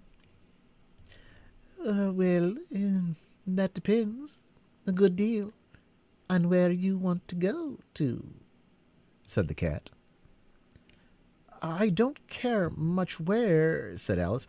"Then it doesn't matter which way you go," said the cat.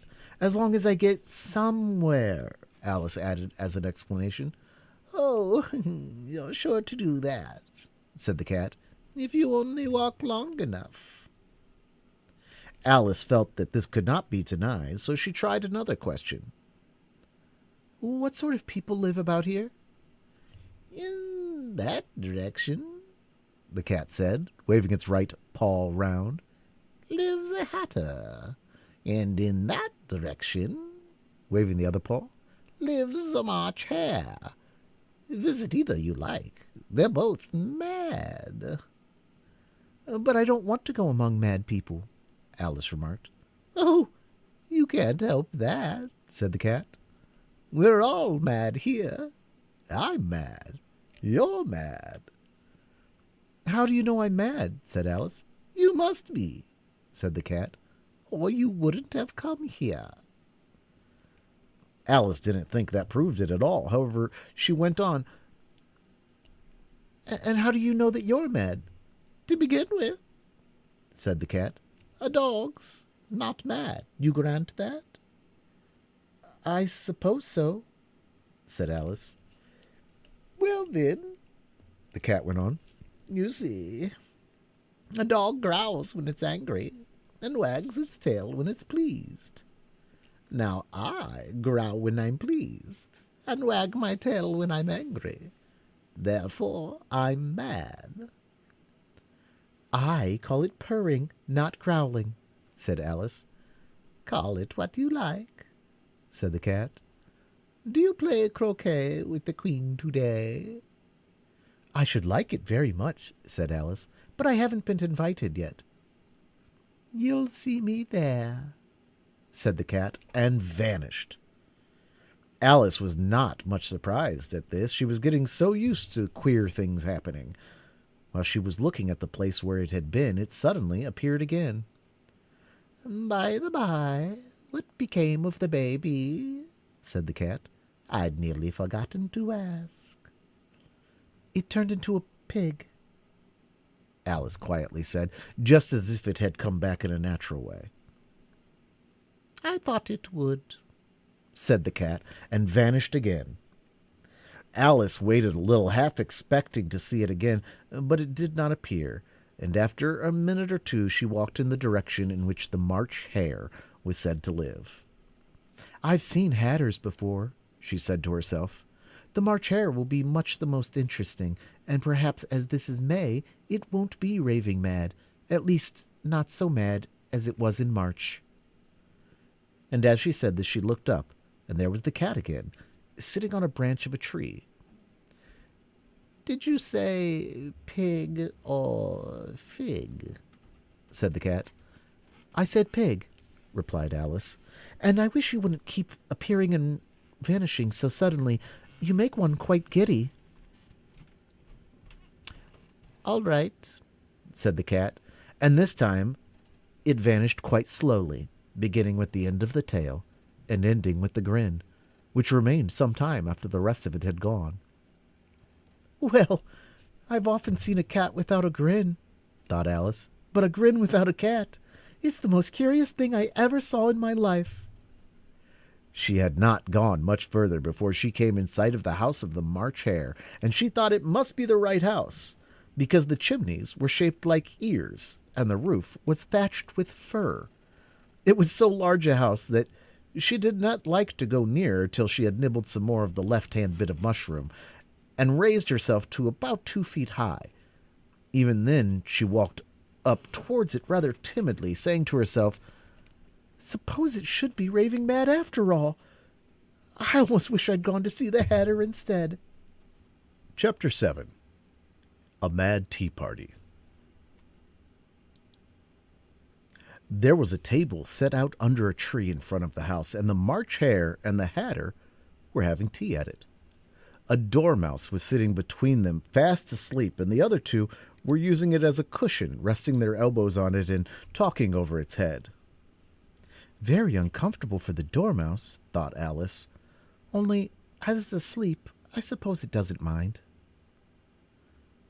The table was a large one, but the three were all crowded together at one corner of it.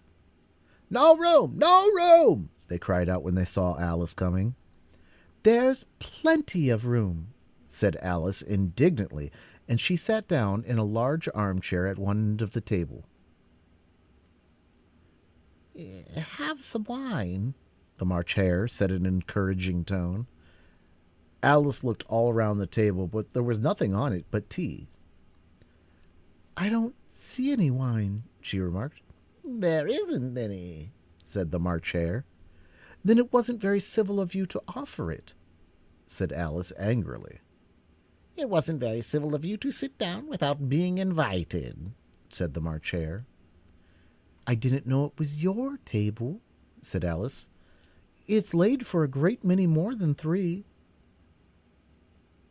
"Your hair wants cutting," said the Hatter. He had been looking at Alice for some time with great curiosity, and this was his first speech. "You should learn not to make personal remarks," Alice said with some severity. "It's very rude." The Hatter opened his eyes very wide on hearing this, but all he said was, "Why is a raven like a writing desk?" "Come, we shall have some fun now," thought Alice. "I'm glad they've begun asking riddles. I believe I can guess that," she added aloud. "Do you mean that you think you can find out the answer to it?" said the March Hare. "Exactly so," said Alice. "Then you should say what you mean." "I do," Alice hastily replied. At least I mean what I say. That's the same thing, you know." "Not in the same thing a bit," said the Hatter. "You might just as well say that I see what I eat is the same thing as I eat what I see." "You might as well just say," added the March Hare, "that I like what I get is the same as I get what I like." "You might as well just say," added the Dormouse, who seemed to be talking in his sleep, "that I breathe when I sleep is the same thing as I sleep when I breathe."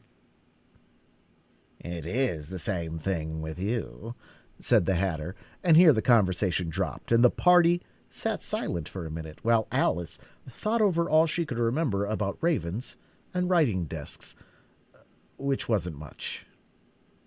The Hatter was the first to break the silence. What day of the month is it? He said, turning to Alice. He had taken his watch out of his pocket and was looking at it uneasily, shaking it every now and then and holding it to his ear. Alice considered a little and then said, "The 4th. 2 days wrong," sighed the Hatter. "I told you butter wouldn't suit the works," he added, looking angrily at the March Hare. "It was the best butter," the March Hare meekly replied. "Yes, but some crumbs must have got in as well," the Hatter grumbled. "You shouldn't have put it with the bread knife." The March Hare took the watch and looked at it gloomily. Then he dipped it into his cup of tea and looked at it again, but he could think of nothing better to say than his first remark. "It was the best butter, you know." Alice had been looking over his shoulder with some curiosity. "What a funny watch," she remarked. "It tells the day of the month and doesn't tell what o'clock it is." "Why should it?" muttered the Hatter. "Does your watch tell you what year it is?"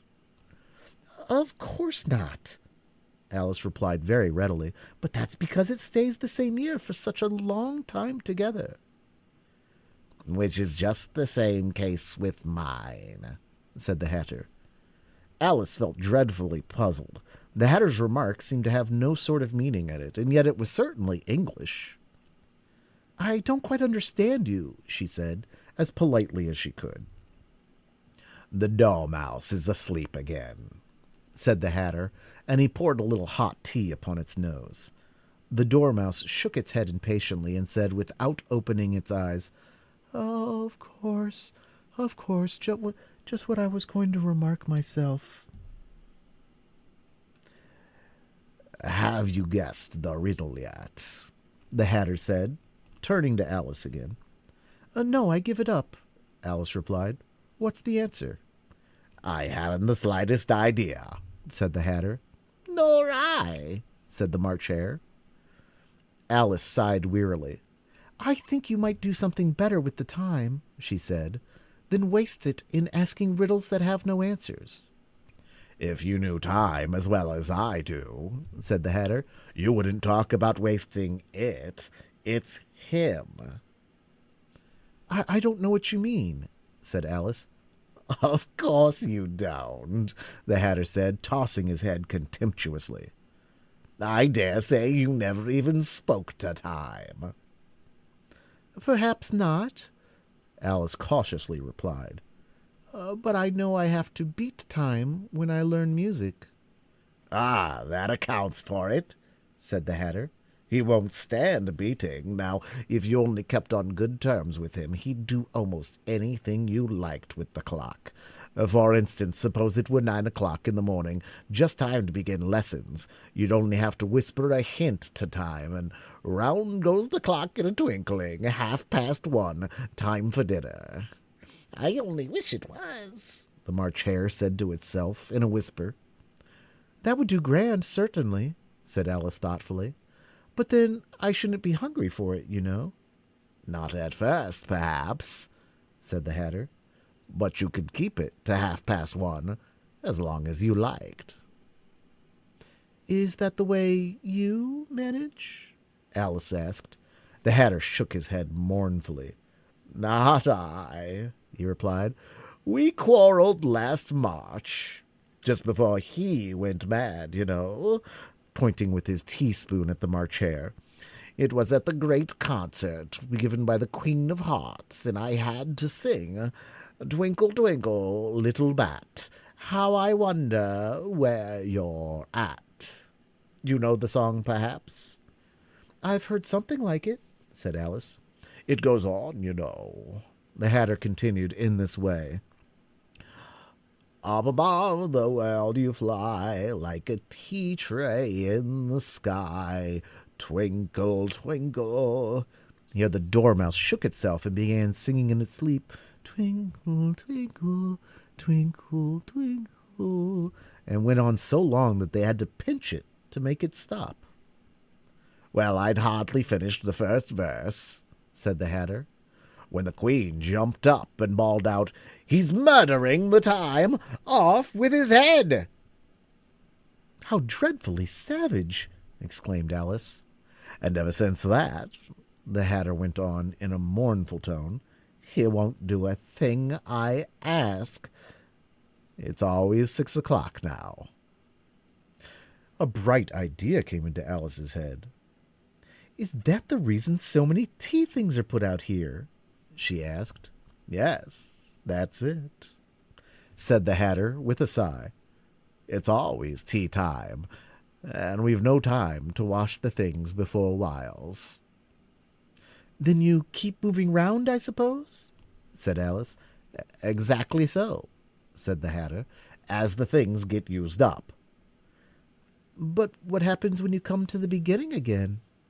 Alice ventured to ask. "Suppose we change the subject," the March Hare interrupted, yawning. "I'm getting tired of this. I vote the young lady tells us a story." "I'm afraid I don't know one," said Alice, rather alarmed at the proposal. "Then the Dormouse shall!" they both cried. "Wake up, Dormouse!" And they pinched it on both sides at once. The Dormouse slowly opened his eyes. "I wasn't asleep," he said in a hoarse, feeble voice. "I heard every word you fellows were saying." "Tell us a story," said the March Hare. "Yes, please do." "And be quick about it," added the Hatter, "or you'll be asleep again before it's done." Once upon a time there were 3 little sisters, Dormouse began in a great hurry, and their names were Elsie, Lacie, and Tilly, and they lived at the bottom of a well. "What did they live on?" said Alice, who always took a great interest in questions of eating and drinking. "They lived on treacle," said the Dormouse, after thinking a minute or two. "They couldn't have done that, you know," said Alice, remarking gently. "They'd have been ill." "So they were," said the Dormouse, "very ill." Alice tried to fancy to herself what such an extraordinary way of living would be like, but it puzzled her too much, so she went on. "But why did they live at the bottom of a well?" "Take some more tea," the March Hare said to Alice, very earnestly. "I've had nothing yet," Alice replied in an offended tone, "so I can't take more." "You mean you can't take less?" said the Hatter. "It's very easy to take more than nothing." "Nobody asked your opinion," said Alice. "Who's making personal remarks now?" the Hatter asked triumphantly. Alice did not quite know what to say to this, so she helped herself to some tea and bread and butter, and then turned to the Dormouse and repeated her question. "Why did they live at the bottom of a well?" The Dormouse again took a minute or two to think about it, and then said, "It was a treacle well." "There's no such thing," Alice was beginning very angrily, but the Hatter and the March Hare went, "Shh, shh," and the Dormouse sulkily remarked, "If you can't be civil, you'd better finish the story for yourself." "No, please go on," Alice said very humbly. "I won't interrupt again. I dare say there may be one." "One indeed," said the Dormouse indignantly. However, he consented to go on. "And so these 3 little sisters, they were learning to draw, you know." "What did they draw?" said Alice, quite forgetting her promise. "Treacle," said the Dormouse, without considering at all this time. "It was a clean cup," interrupted the Hatter. "Let's all move one place on." He moved on as he spoke, and the Dormouse followed him. The March Hare moved into the Dormouse's place, and Alice, rather unwillingly, took the place of the March Hare. The Hatter was the only one who got any advantage from the change, and Alice was a good deal worse off than before, as the March Hare had just upset the milk jug into his plate. Alice did not wish to offend the Dormouse again, so she began very cautiously. But I don't understand. Where did they draw the treacle from?" "You can draw water out of a water well," said the Hatter. "So I think you could draw treacle out of a treacle well, eh, stupid?" "But they were in the well," Alice said to the Dormouse, not choosing to notice the last remark. Of course they were," said the Dormouse. "Well in." This answer so confused poor Alice that she let the Dormouse go on for some time without interrupting it. "They were learning to draw," the Dormouse went on, yawning and rubbing its eyes, for it was getting very sleepy. "And they drew all manner of things. Everything begins with an M." "Why with an M?" said Alice. "Why not?" said the March Hare. Alice was silent. The Dormouse had closed its eyes by this time and was going off into a doze, but on being pinched by the Hatter, it woke again with a little shriek and went on, That begins with M, such as mousetraps, and the moon, and memory, and muchness. You say things are much of a muchness. Did you ever see such thing as a drawing of a muchness?" "Really, now as you ask me," said Alice, very much confused, "I don't think—" "Then you shouldn't talk," said the Hatter. This piece of rudeness was more than Alice could bear. She got up in great disgust and walked off. The Dormouse fell asleep instantly, and neither of the others took the least notice of her going, though she looked back once or twice, half hoping that they would call after her. The last time she saw them, they were trying to put the Dormouse into the teapot. "At any rate, I'll never go there again," said Alice, as she picked her way through the wood. "It's the stupidest tea party I ever was at in all my life." Just as she said this, she noticed that one of the trees had a door leading right into it. "That's very curious," she thought. "But everything's curious today. I think I may as well go in at once." And in she went. Once more she found herself in the long hall and close to the little glass table. "Now, I'll manage better this time," she said to herself, and began by taking the little golden key and unlocking the door that led into the garden. Then she went to work nibbling at the mushroom — she had kept a piece of it in her pocket — till she was about a foot high. Then she walked down the little passage, and then she found herself, at last, in the beautiful garden amongst the bright flower beds and the cool fountains. Chapter 8. The Queen's Croquet-Ground. A large rose tree stood near the entrance of the garden. The roses growing on it were white, but there were 3 gardeners at it, busily painting them red.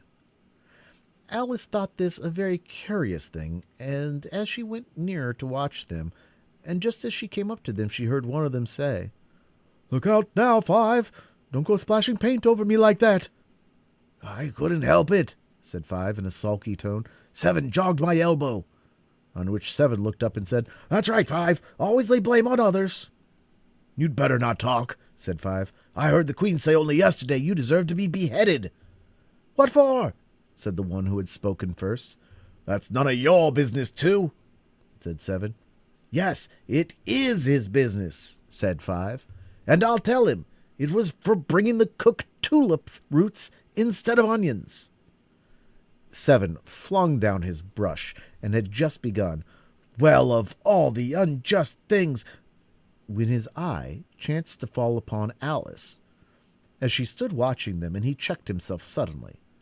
The others looked round also, and all of them bowed low. "Would you tell me," said Alice a little timidly, "why are you painting those roses?" 5 and 7 said nothing, but looked at 2. 2 began in a low voice. "Why, the fact is, you see, miss, this here ought to have been a red rose tree, and We put a white one in by mistake, and if the Queen was to find out, we should all have our heads cut off, you know. So you see, miss, we're doing our best afore she comes to—" At this moment 5, who had been anxiously looking across the garden, called out, "The Queen! The Queen!" And the 3 gardeners instantly threw themselves flat upon their faces. There was the sound of many footsteps, and Alice looked round, eager to see the Queen. First came 10 soldiers carrying clubs. They were all shaped like the 3 gardeners, oblong and flat, with their hands and feet at the corners. Next, the 10 courtiers. These were ornamented all over with diamonds and walked 2 by 2, as the soldiers did.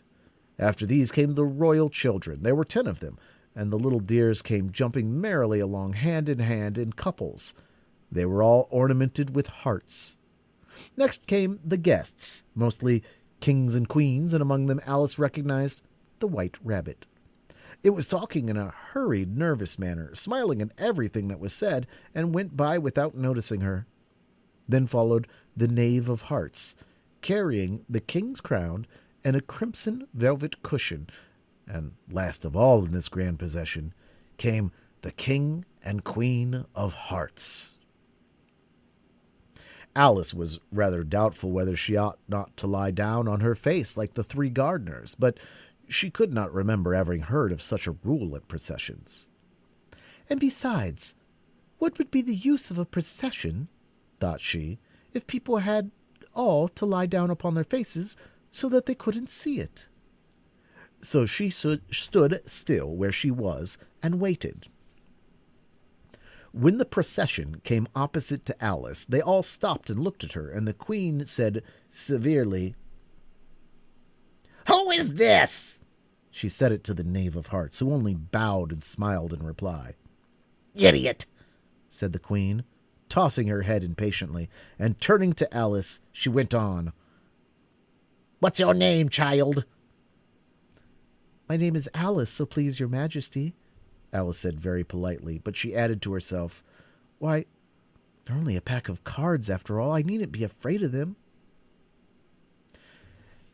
"And who are these?" said the Queen, pointing to the 3 gardeners who were lying around the rose tree, for, you see, as they were lying on their faces, and the pattern on their backs was the same as the rest of the pack, she could not tell whether they were gardeners, or soldiers, or courtiers, or 3 of her own children.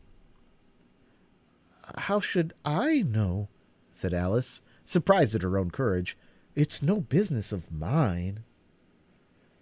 The Queen turned crimson with fury. After glaring at her for a moment like a wild beast, screamed, "Off with the head! Off!" "Nonsense!" said Alice very loudly and decidedly, and the Queen was silent. The King laid his hand upon her arm and timidly said, "Consider, my dear, she is only a child." The Queen turned angrily away from him and said to the Knave, "Turn them over!" The Knave did so very carefully with one foot. "Get up!"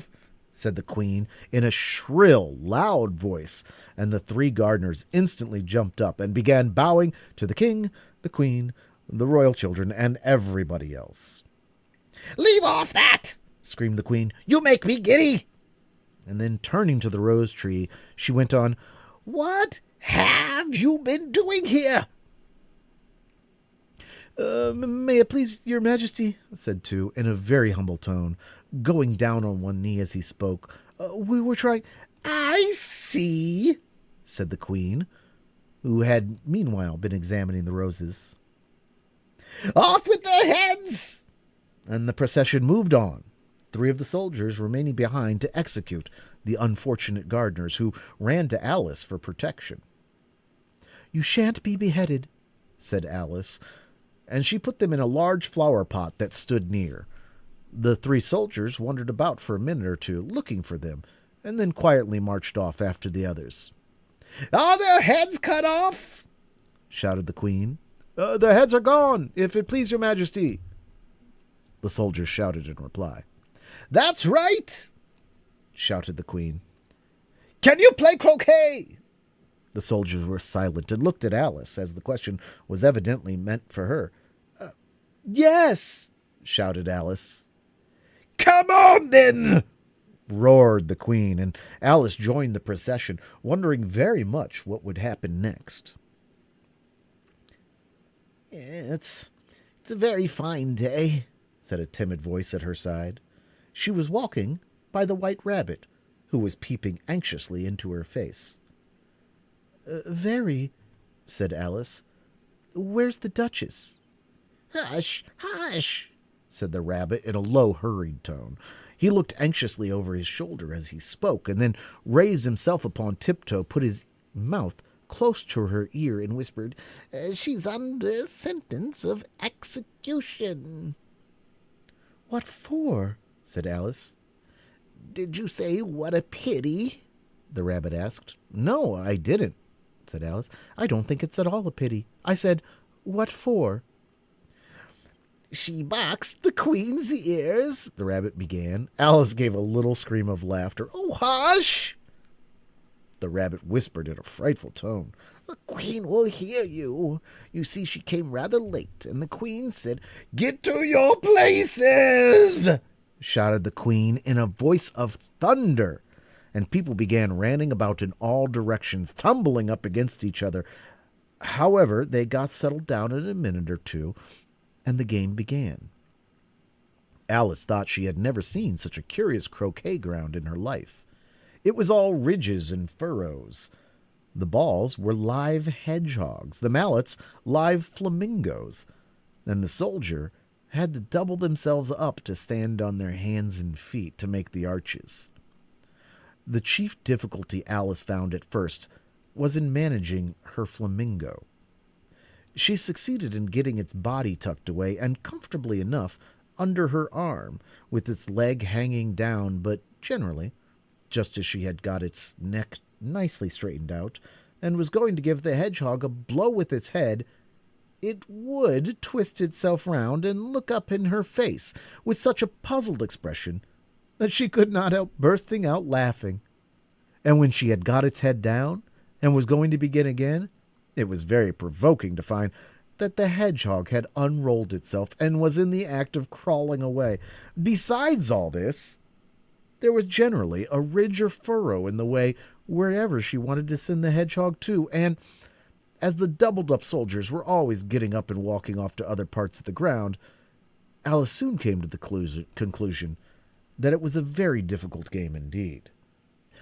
The players all played at once without waiting for turns, quarreling all the while and fighting for the hedgehogs, and in a very short time the Queen was in a furious passion and went stamping about and shouting, "Off with his head!" or "Off with her head!"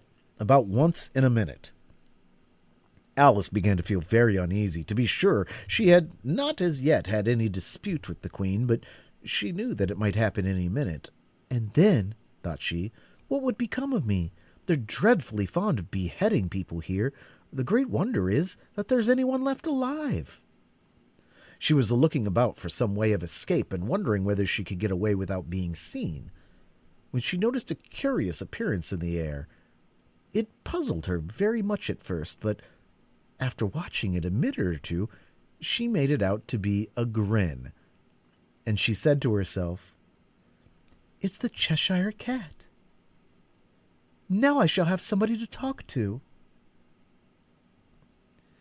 "How are you getting on?" said the cat, as soon as there was enough mouth for it to speak with. Alice waited till the eyes appeared, and then nodded.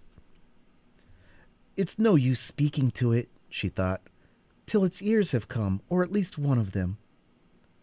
In another minute the whole head appeared, and then Alice put down her flamingo and began an account of the game, feeling very glad she had someone to listen to her.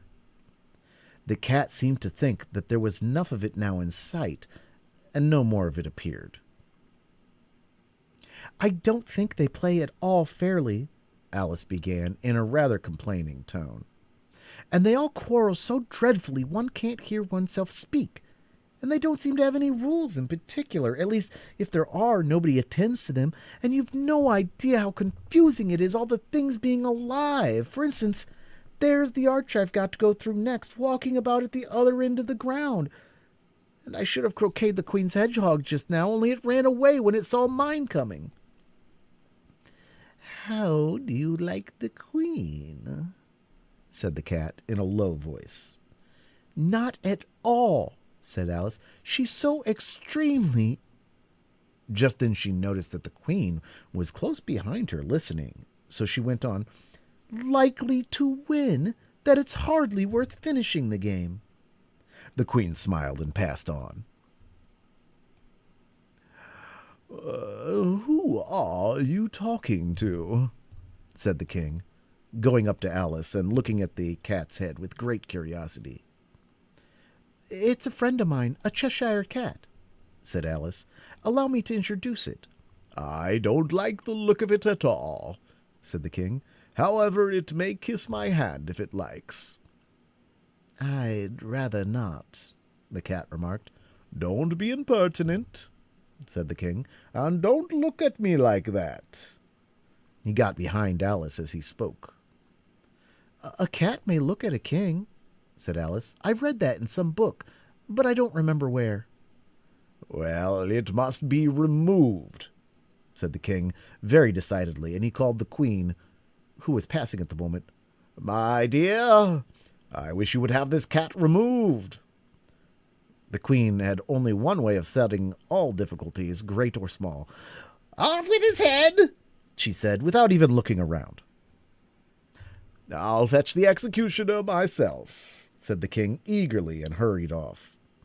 Alice thought she might as well go back and see how the game was going on as she heard the queen's voice in the distance, screaming with passion. She had already heard her sentence 3 of the players to be executed for having missed their turns, and she did not like the look of things at all, as the game was in such confusion that she never knew whether it was her turn or not. So she went in search of her hedgehog. The hedgehog was engaged in a fight with another hedgehog, which seemed to Alice an excellent opportunity for croqueting one of them with the other. The only difficulty was that her flamingo was gone across to the other side of the garden, where Alice could see it trying in a helpless sort of way to fly up into a tree. By the time she had caught the flamingo and brought it back, the fight was over, and both the hedgehogs were out of sight.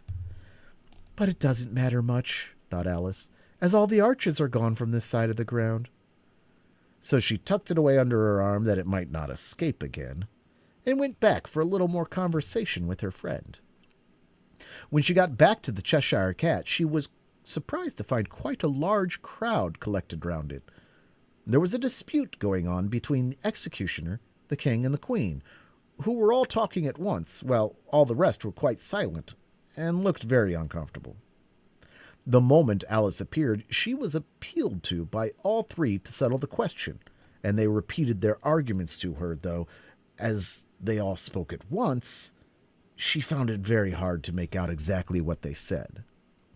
The executioner's argument was that you couldn't cut off a head unless there was a body to cut it off from, that he had never had to do such a thing before, and he wasn't going to begin at his time of life. The king's argument was that anything that had a head could be beheaded, and that you weren't to talk nonsense. The queen's argument was that if something wasn't done about it in less than no time, she'd have everybody executed all round. It was this last remark that had made the whole party look so grave and anxious. All she could think of, Alice could think of nothing else to say but, "It belongs to the Duchess. You better ask her about it." "She's in prison," the queen said to the executioner. "Fetch her here." And the executioner went off like an arrow. The cat's head began fading away the moment he was gone, and by the time he had come back with the Duchess, it had entirely disappeared. So the king and the executioner ran wildly up and down looking for it, while the rest of the party went back to the game.